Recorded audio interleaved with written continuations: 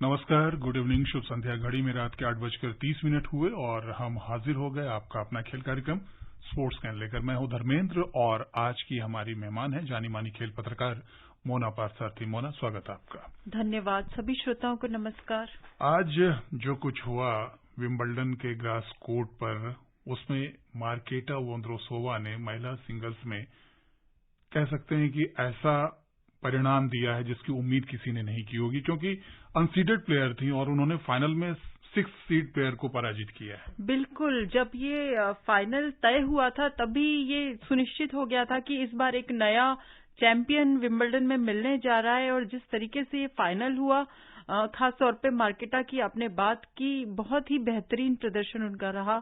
और ओन जबाउर भी इतिहास रचने की दहलीज पर थी, लेकिन अगर हम इतिहास देखें तो मार्केटा का टेनिस में इतना चोटों से प्रभावित उनका करियर रहा है, उसके बाद इस स्तर पर वापसी करना, जूनियर नंबर 1 रही, उसके बाद फिर चोटिल हो गई उनके दाहिने। पिछले साल बल्कि विंबलडन में वो हाथ पे पट्टी बांधकर एज अ टूरिस्ट दीर्घा में बैठी हुई थी।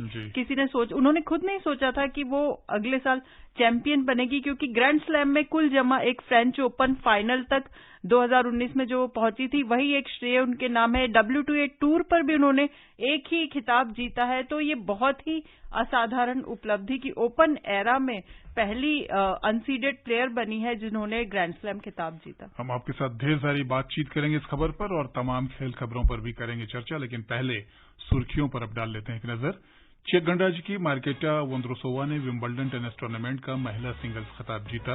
यूएस ओपन बैडमिंटन के पुरुष सिंगल्स सेमीफाइनल में आज लक्ष्य सेन का मुकाबला चीन के ली शीफेंग से होगा। एशियाई एथलेटिक्स चैंपियनशिप में मुरली श्रीशंकर ने लॉन्ग जंप में रजत पदक जीतकर पेरिस ओलंपिक के लिए क्वालिफाई किया और भारत ने वेस्टइंडीज को पहले क्रिकेट टेस्ट मैच में पारी और 141 रन से हराया।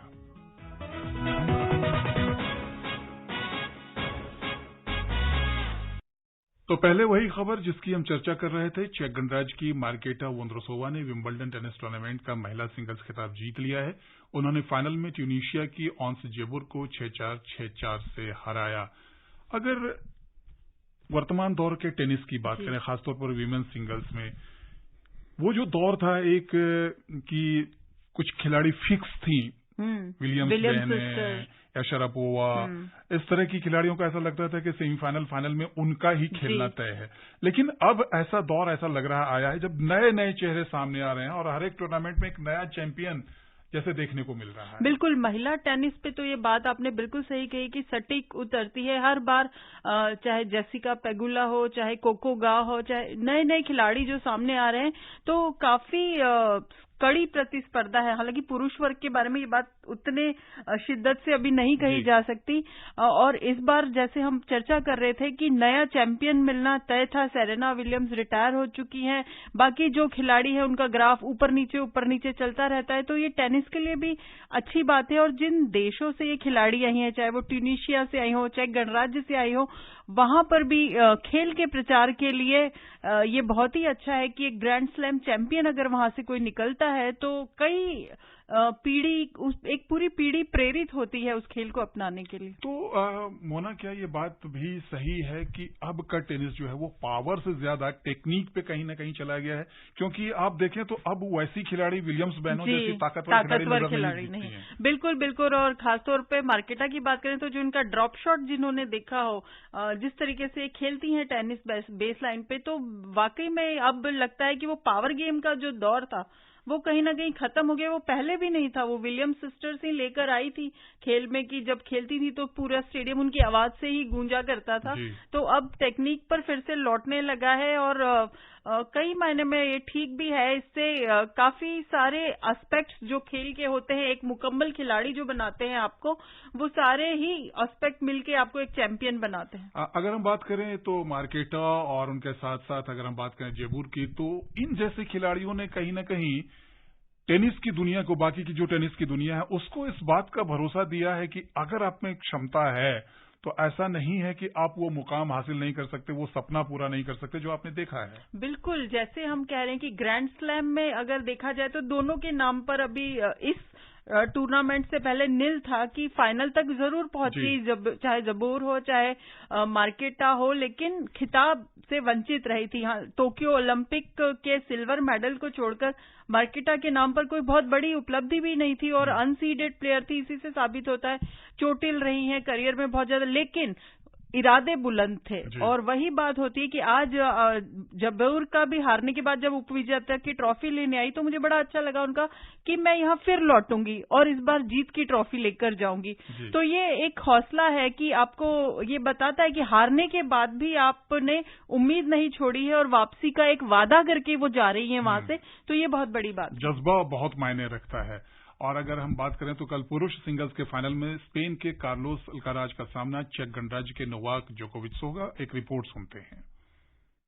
विंबलडन मेंस सिंगल्स फाइनल में कल जब जोकोविच और अल्कराज आमने सामने होंगे तो ग्रास कोर्ट मेजर में 2023 चैंपियन का फैसला होगा। इन दोनों के बीच ये तीसरा एटीपी करियर मुकाबला होगा। इस मैच से न सिर्फ 2023 के विंबलडन चैंपियन का फैसला होगा बल्कि विश्व नंबर 1 की रैंकिंग भी तय होगी। इस साल अल्कराज और जोकोविच के बीच नंबर 1 की स्थिति पहले ही 6 बार बदल चुकी है। स्पेन के अल्कराज ने हाल ही में द क्वींस में अपना पहला ग्रास कोर्ट एटीपी टूर खिताब जीतने के बाद नंबर 1 रैंकिंग हासिल की है। ये युवा खिलाड़ी वर्तमान में एटीपी लाइव रैंकिंग में अनुभवी जोकोविच से 80 अंकों से आगे है। ये दूसरी बार होगा जब वे किसी बड़े फाइनल में भाग लेंगे। वे पिछले सितंबर में यूएस ओपन चैंपियनशिप में कैस्पर रूट को हराकर पहली बार टेनिस रैंकिंग के शीर्ष पर पहुंचे थे। दूसरी ओर अगर जोकोविच विंबलडन में लगातार 5वें साल जीतते हैं तो वे नई एटीपी रैंकिंग में शीर्ष पर रहते हुए अपने रिकॉर्ड 390वें सप्ताह की शुरुआत करेंगे। Vishal Sharma, sports can. हम अब इस फाइनल की अगर बात करें, एक तरफ अनुभव का अकूत खजाना है, दूसरी तरफ युवा जोश है। और अल्कराज की अगर बात करें तो इन्होंने हाल के दिनों में बहुत तेजी से टेनिस की दुनिया में अपनी चमक बिखेरी है।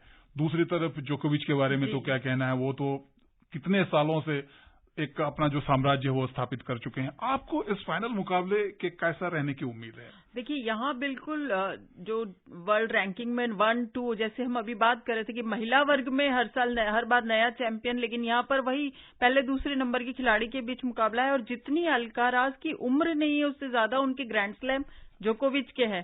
23 ग्रैंड स्लैम में 21 साल के अल्कराज हैं। हालांकि पिछले कुछ अरसे में जिस तरीके का उन्होंने प्रदर्शन किया है, उन्हें भविष्य का राफेल नडाल कहा जा रहा है और यूएस ओपन फाइनल में जीत के बाद नंबर 1 खिलाड़ी भी बने थे। लेकिन जोकोविच ने अगर पिछले ग्रैंड स्लैम देखे जाए तो कहीं लगता ही नहीं है कि उम्र उन पर किसी तरह से हावी है। वही चुस्ती फुर्ती, अपने से छोटे खिलाड़ी, उम्र के खिलाड़ियों को मात देना। पिछला भी जो सेमीफाइनल है सिनेर के खिलाफ जो उन्होंने खेला, जानिक सिनेर, वो काफी छोटे हैं उनसे, लेकिन चपलता, चुस्ती, फॉर्म, तकनीक, हर मामले में लग रहा था जोकोविच ही खेल रहे हैं। बस तो होते हैं ऐसे खिलाड़ी, लीजेंडरी प्लेयर, जिनको कहा जाता है कि उम्र उनका रास्ता नहीं रोक पाती। और यहाँ पर तो उनके लिए बहुत कुछ दांव पर लगाया कि सेरेना विलियम्स का रिकॉर्ड तोड़ने पर उनकी नजरें हैं। 24वां ग्रैंड स्लैम खिताब जीतने पर, लगातार 5वां ग्रैंड स्लैम, 5वां विंबलडन जीतने पर और नंबर 1 की रैंकिंग फिर से हासिल करने पर। तो बहुत कुछ है उनके पास पाने के लिए। तो मुझे लगता है ये बहुत ही रोचक मुकाबला होने वाला है। आपने उम्र की बात की तो मुझे रोहन बोपन्ना की याद आ गई। अभी सेमीफाइनल मुकाबले में भले वो पराजित हो गए, तो टेनिस के कोर्ट पर 42 साल की उम्र में जिस तरह का प्रदर्शन उन्होंने अपने जोड़ीदार के साथ किया, ऐसा लगता है कि टेनिस बहुत फास्ट गेम है, लेकिन उम्र जो है एक नंबर्स बन के रह गए हैं। हम लिएंडर पेस की बात करें, मार्टिना नवरातिलोवा की बात करें, अब जोकोविच की बात करें, तो टेनिस में अनुभव भी काफी मायने रखता है। हाँ, ये एक जरूर अवधारणा टूटी है कि आप उम्र के साथ साथ रिफ्लेक्सेस आपके स्लो हो जाते हैं, आपकी फिटनेस का वो लेवल नहीं रहता। लेकिन ये कुछ ऐसे खिलाड़ी हैं जिन्होंने इस मिथक को तोड़ा है। हालांकि बोपन्ना की अगर हम बात करें तो एक तरह से बोपन्ना के संदर्भ में ये बहुत अच्छा है कि वो इस उम्र में भी सेमीफाइनल तक जा रहे हैं। लेकिन भारतीय टेनिस के संदर्भ में हम देखें तो हमारे पास बेंच स्ट्रेंथ है ही नहीं। जी। और अब बात एथलेटिक्स की। बैंकॉक में एशियाई एथलेटिक्स चैंपियनशिप में आज भारत के मुरली श्रीशंकर ने पुरुषों के लॉन्ग जंप में रजत पदक जीतकर 2024 पेरिस ओलंपिक के लिए क्वालिफाई कर लिया। श्रीशंकर ने 8.37 मीटर की दूरी तय कर ओलंपिक क्वालिफिकेशन हासिल किया। श्रीशंकर अपने दूसरे ओलंपिक में हिस्सा लेंगे। पेरिस ओलंपिक के लिए मानक 8.27 मीटर का है। चीनी ताइपे के यू टांगलिन ने 8.40 मीटर की कूद से स्वर्ण पदक जीता। राजेश रमेश, ऐश्वर्या मिश्रा, अमोद जैकब और सुभा वेंकटेशन की भारतीय mix 4x400 metre relay team ने 3 मिनट 14.7 सेकंड के समय से स्वर्ण पदक जीता, जबकि सर्वेश अनिल कुशारे ने पुरुषों की ऊंची कूद और स्वप्ना बर्मन ने हेप्टाथलॉन में रजत पदक जीते।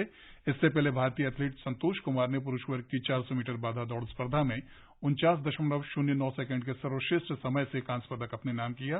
संतोष ने प्रतियोगिता के चौथे दिन पुरुष वर्ग की 400 मीटर बाधा दौड़ में इस साल का भारतीयों में सर्वश्रेष्ठ समय निकाला। भारत ने अभी तक इस प्रतियोगिता में 14 पदक जीत लिए, जिसमें 6 स्वर्ण, 4 रजत और 4 कांस्य पदक शामिल हैं। मुरली श्रीशंकर की भी बात करना जरूरी है, क्योंकि पिछले ओलंपिक में भी ये गए थे, हालांकि वहां कुछ खास प्रदर्शन नहीं रहा था। दूसरी बार ओलंपिक के लिए क्वालिफाई किया। बहुत ही शानदार प्रदर्शन हाल के दिनों में चल रहा है। हालांकि उतनी अच्छी कूद वो नहीं लगा सके हैं जो उनका अपना सर्वश्रेष्ठ प्रदर्शन 8.41 मीटर का है उनका, जो वो नहीं दोहरा सके। लेकिन यहाँ जिस जज्बे की हम बात कर रहे थे, देखिए 15 दिन पहले ही लुसाने में डायमंड लीग हुआ था। बहुत ही कठिन मौसम वहां का था और उसमें उन्होंने 5वां स्थान हासिल किया था। और वहां वो बोले थे कि अभी बहुत सारे टूर्नामेंट है, तो भले ही यहाँ कुछ नहीं मिल पाया, लेकिन मुझे आगे उम्मीद है। और वो उन्होंने यहाँ पर कर दिखाया। सिर्फ 0.3 मीटर से रह गए, वरना स्वर्ण पदक उनके नाम होता। लेकिन ओलंपिक के लिए क्वालिफाई किया है। दोहा जो डायमंड लीग का चरण था, वहां पे इन्होंने तीसरा स्थान हासिल किया था। तो उम्मीद है कि पिछले ओलंपिक की नाकामी को इस बार वो बदलेंगे। और वैसे भी एथलेटिक्स में बहुत कुछ बदल रहा है भारत के लिए, तो भारत की पदक उम्मीद के रूप में ही ये पेरिस जाएंगे। जी। और अब बात क्रिकेट की। डोमिनिका में भारत ने वेस्टइंडीज को पहले क्रिकेट टेस्ट मैच में कल रात पारी और 141 रन से हरा दिया। वेस्टइंडीज की पहली पारी में 150 रन के जवाब में भारतीय टीम ने पहली पारी 5 विकेट पर 421 रन बनाकर घोषित की थी। मेजबान टीम की दूसरी पारी 130 रन पर सिमट गई। एक रिपोर्ट। दोनों टीमों के बीच पहला टेस्ट मैच बिल्कुल एक तरफा रहा। पहले दिन के पहले ओवर से ही मेजबान टीम बैकफुट पर नजर आई। भारत और वेस्टइंडीज की टीम के बीच प्रदर्शन के लिहाज से काफी बड़ा फासला नजर आया, जिससे टीम इंडिया एशिया के बाहर अपनी सबसे बड़ी जीत हासिल करने में सफल रही। ये भारत की वेस्टइंडीज में 10वीं टेस्ट जीत है। वेस्टइंडीज के बाद भारत ने इंग्लैंड, ऑस्ट्रेलिया और श्रीलंका में 9 मैच जीत रखे हैं। इस मैच में कुल 9 रिकॉर्ड बने। विराट, अश्विन और यशस्वी के नाम 7 रिकॉर्ड रहे। 2 रिकॉर्ड टीम इंडिया ने बनाए। यशस्वी जायसवाल 171 रन बनाकर आउट हुए। डेब्यू पर भारत के लिए यह तीसरा सबसे बड़ा स्कोर रहा। रविचंद्रन अश्विन ने 8वीं बार टेस्ट मैच में 10 से ज्यादा विकेट लिए। अश्विन ने दिग्गज स्पिनर अनिल कुंबले की बराबरी की है। विराट कोहली पहली पारी में 76 रन बनाकर आउट हुए। तीनों फॉर्मेट में मिलाकर उनके 206 50+ स्कोर हो गए हैं। इनमें 75 सेंचुरी शामिल हैं। विराट ने एशिया महाद्वीप के बाहर 88वीं बार 50 रन से ज्यादा का स्कोर बनाया है। रविचंद्रन अश्विन ने दूसरी पारी में 7 विकेट लिए। उन्होंने पहली पारी में भी 5 विकेट लिए थे। वे वेस्टइंडीज में 12 विकेट लेने वाले पहले भारतीय गेंदबाज बने हैं। उनके नाम टेस्ट मैच में 8 बार 10 या उससे ज्यादा विकेट हो गए हैं। अश्विन ने दोनों पारियों में 5+ विकेट लिए हैं। उन्होंने 6ठी बार ये कारनामा किया। भारतीय खिलाड़ियों में तो वे टॉप पर हैं ही, ओवरऑल खिलाड़ियों में भी तीसरे नंबर पर पहुंच गए हैं। उन्होंने इंग्लैंड के सिडनी बार्न्स के रिकॉर्ड की बराबरी की है। अश्विन से आगे अब सिर्फ हेराथ और मुरलीधरन है। दूसरा क्रिकेट टेस्ट मैच 20 जुलाई से पोर्ट ऑफ स्पेन में खेला जाएगा। जिस तरह का प्रदर्शन वेस्टइंडीज की टीम ने किया है, उससे लग रहा है कि भारत को दूसरा टेस्ट जीतने में भी बहुत ज्यादा मुश्किलें नहीं होंगी। जागृति शर्मा, स्पोर्ट्स स्कैन। होना बहुत ज्यादा समय है नहीं, लेकिन इस मुकाबले को लेकर आप क्या कहेंगे? बिल्कुल एक तरफा मुकाबला था। बिल्कुल एक तरफा मुकाबला था। और जिस तरह से वेस्टइंडीज की टीम मौजूदा दौर जो वेस्टइंडीज क्रिकेट का है, उसको देखकर लगता था कि ये बेमेल मुकाबला भी था। और भारत की पूरी मजबूत टीम वहां खेलने गई है। इस मैच का हासिल है कि यशस्वी जायसवाल ने अच्छा डेब्यू किया और अश्विन ने बहुत ही उम्दा गेंदबाजी की। और बेंगलुरु में दलीप ट्रॉफी क्रिकेट प्रतियोगिता के फाइनल में आज चौथे दिन का खेल समाप्त होने तक पश्चिम क्षेत्र ने 5 विकेट पर 182 रन बना लिए थे। उसे जीत के लिए अभी भी 116 रन की आवश्यकता। चलते चलते एक और खबर। भारतीय महिला हॉकी टीम जर्मनी के दौरे के पहले मैच में कल चीन के साथ खेलेगी। इसके बाद उसका सामना 18 जुलाई और 19 जुलाई को जर्मनी के साथ होगा। अब घड़ी की सुइयां कह रही हैं कि आज के हमारे स्पोर्ट्स कैन कार्यक्रम का समय समाप्त हो रहा है। अपने दोस्त धर्मेंद्र को दीजिए अनुमति। नमस्कार।